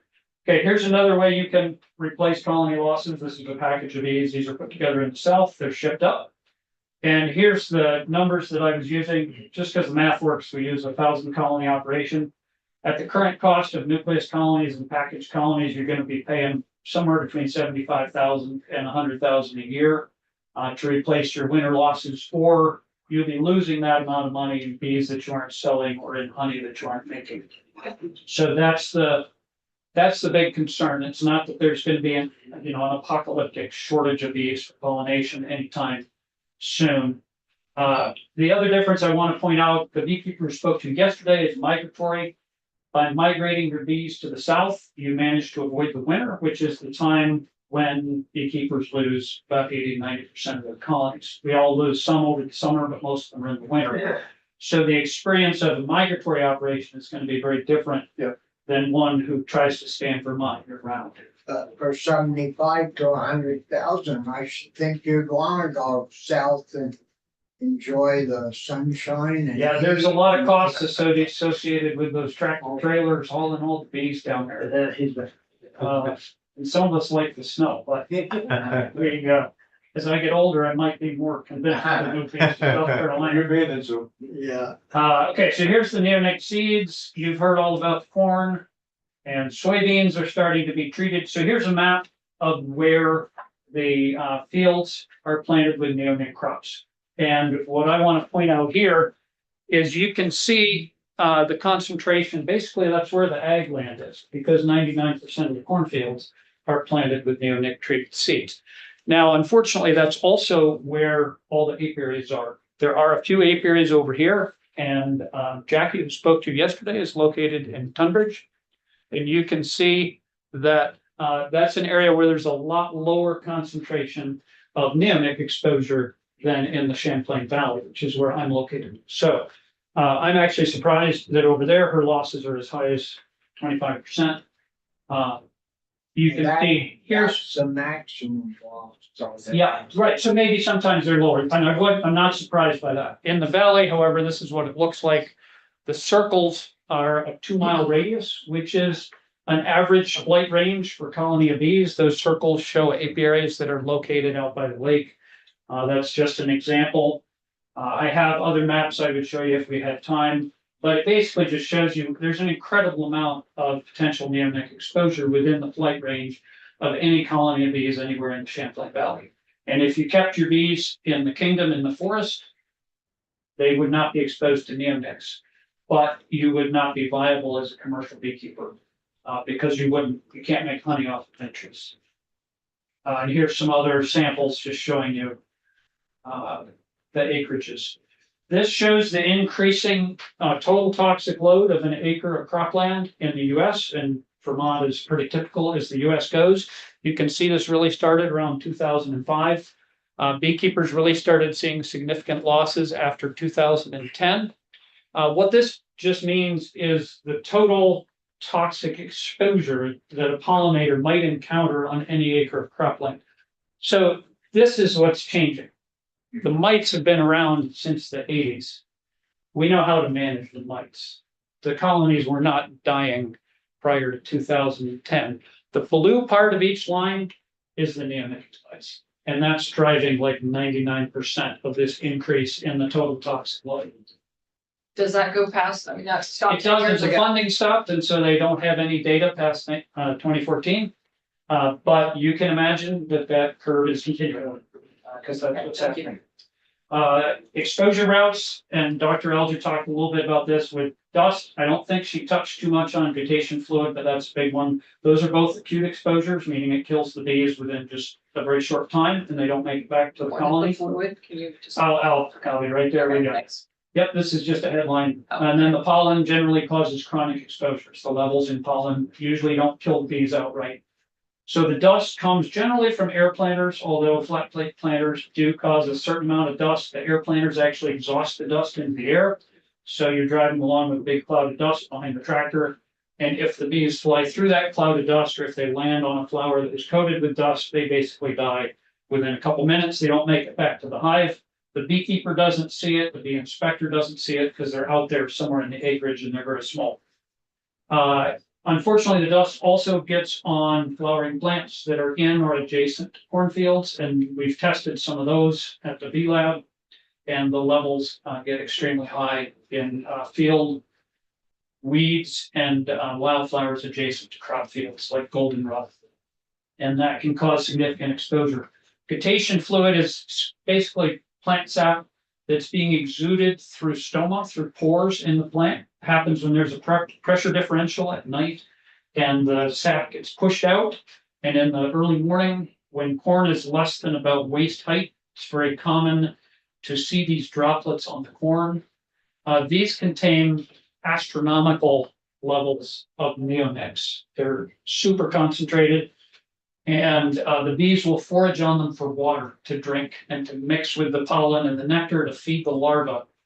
And this shows you basically how many minutes a bee will live after being exposed to gatiation fluid from a neonic treated plant. And the average is from about 3 minutes to about 5.5 minutes. And again, these bees are dying out in the field. They never make it back to the hive. You don't see it. Your colonies just don't grow because any field bee that was foraging for water in a cornfield is dead. It's called irreversible wing block. It paralyzes the wings first, and then the bee can't fly and they die. So chronic exposure. The problem with neonics is they're incredibly persistent and very toxic at extremely low levels. So what happens is it weakens the colony, which ultimately lowers the colony survival, which is why we're seeing these low rates. What I want to point out here, we're usually looking at the LD50, and we're looking at really three. We're looking at imidacloprid, clothianidin, and thiamethoxam. And you can see that the LD50 in micrograms per B is 0.005 micrograms. That is just an incredibly small amount.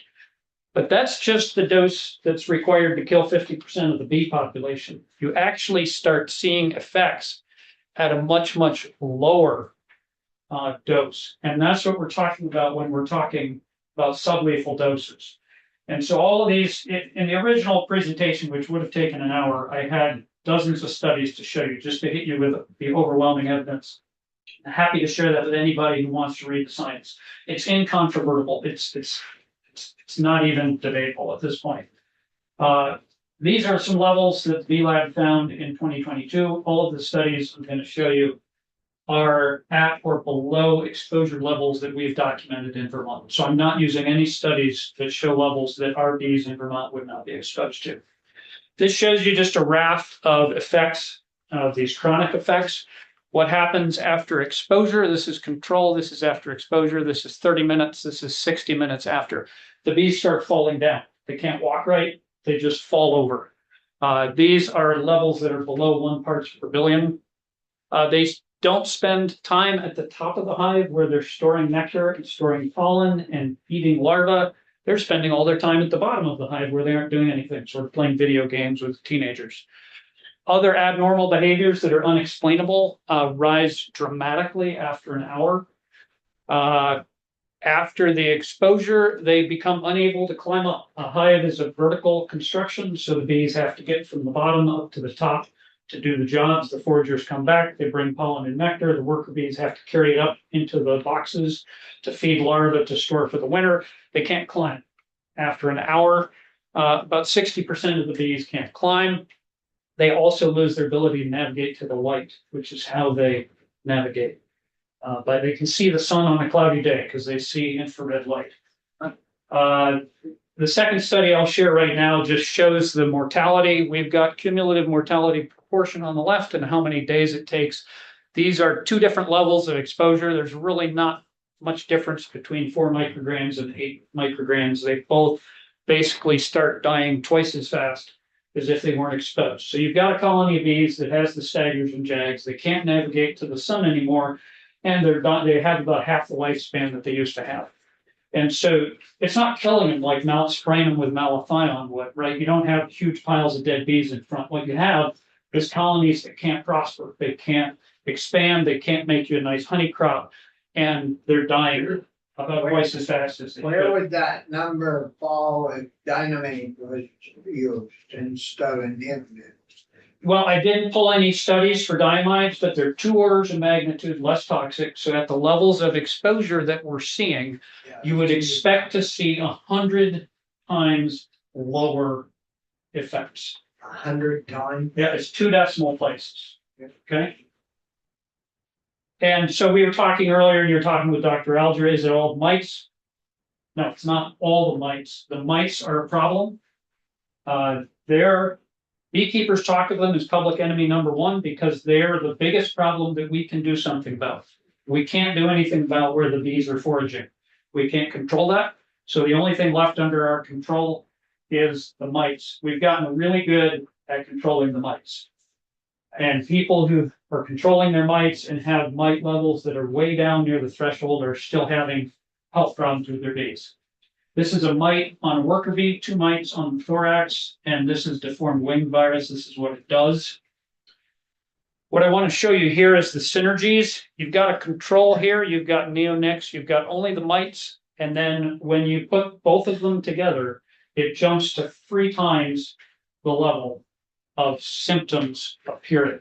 So the problem is that the neonics are weakening the bees so that as they're exposed to these viruses, the resulting health of the population collapses. Same thing here, but with a different pathogen, Nosema. You can see the controls are down here. You can see 80% mortality up here once you combine the neonics.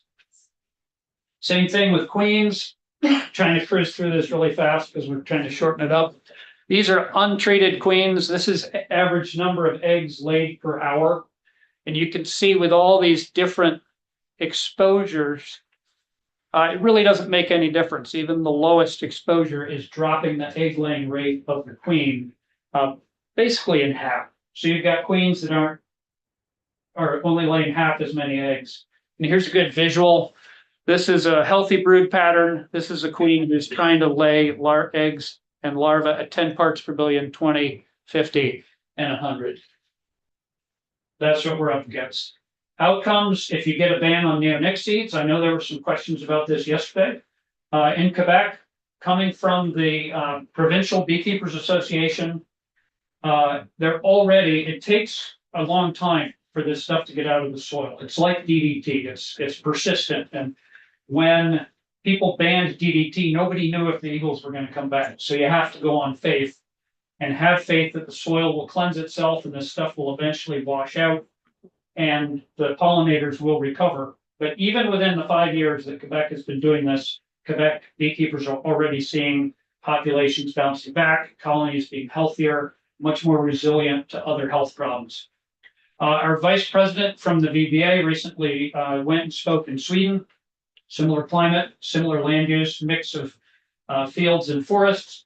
Their national beekeeping organization reports less than 10% annual losses after the EU ban on neonics. And losses in the 25 to 30% range are now unheard of in Sweden. Here's an actual peer-reviewed study. This one's from Italy. This is from a corn growing region in Italy. This is a bar showing colony mortality, adverse events, strange abnormal behaviors, and colony weakening before the ban on neonics in Italy. The dotted line is when the ban went into place, and you can see immediately huge change in outcomes for honeybee colonies. Okay, so that's what we're looking for right there. 2014. Yeah, what happened there? Presumably, so strange weather events, drought, extreme wetness can cause an increase in all of these things. There was also a year, so they had a temporary suspension, and then they instituted a permanent ban in 2013.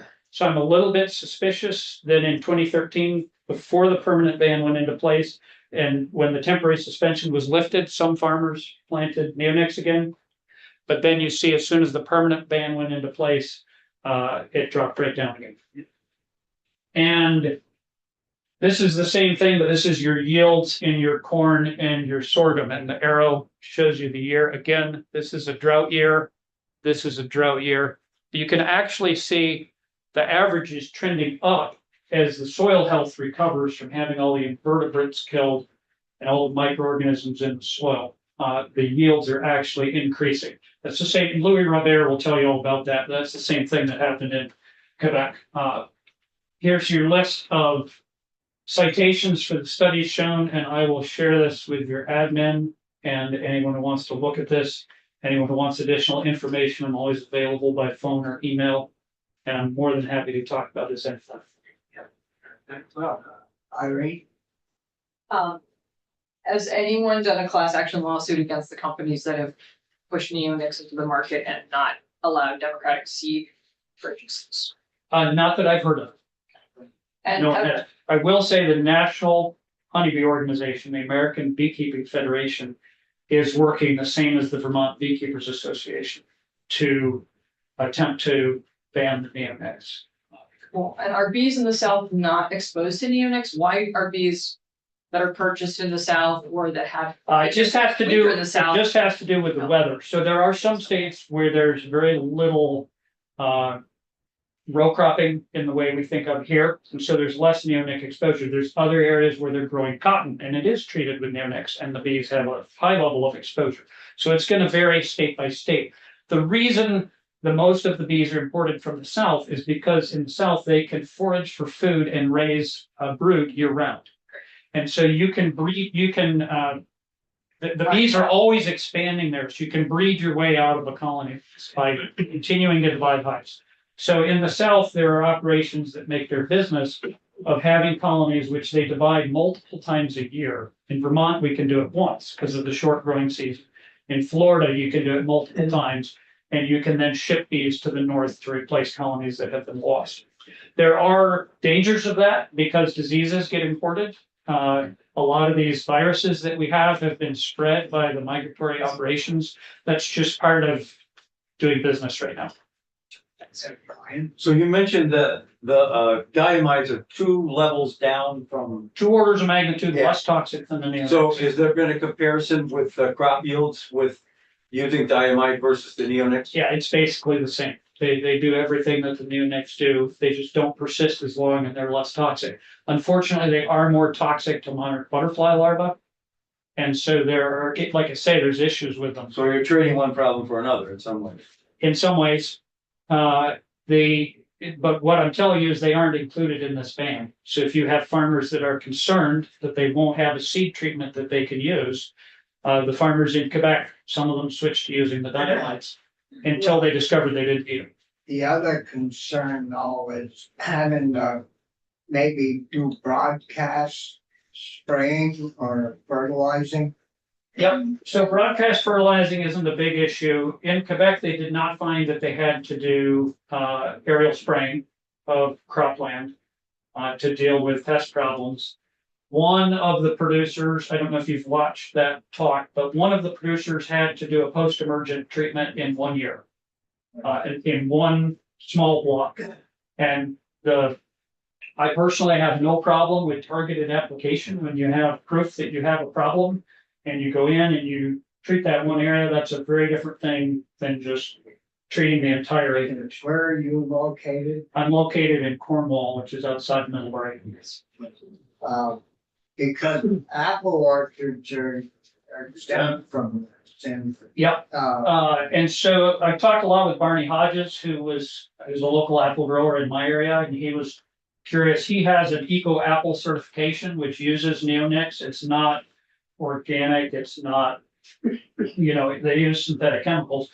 But what they do is they use IPM, where they intentionally target, they set up traps. When they trap a particular pest, then they go in with a targeted application. And he's extremely interested to participate with the VBA and the V Lab this spring. So we're going to take samples of blooms and samples of wildflowers and samples of soil from his orchard this spring and see if there's any carryover exposure of neonics that were applied the season before as a spray, the following spring when the apples are blooming. But at this point, the data isn't there to include that application in this bill. There's plenty of data on the seed treatments. And to be honest, the beekeepers know to stay out of the orchards because they're spraying all kinds of stuff all the time. So it's not a good place for bees. Don't bees. You move them in for 10 days and then you get a phone call and you've got 1 night to get them out. And then they start spraying. Thanks. That's how it works with the orchards. Yeah. Other questions? That's terrific. Thank you. Thank you. No, thank you. You're very welcome. And like I say, reach out if you have any follow-up. Well, thanks for your Thanks. time and Yeah. have a safe trip. Sorry. Thanks so much. It's, going to take a quick. That'd be stop. Yeah. pleasant experience. We haven't Thanks. stopped. Thank you, that was, I have a room I need. Are you going now or something? Yeah, we'll take as short a break as you can. We have Heather on screen waiting for us and we got I think it's you. Steve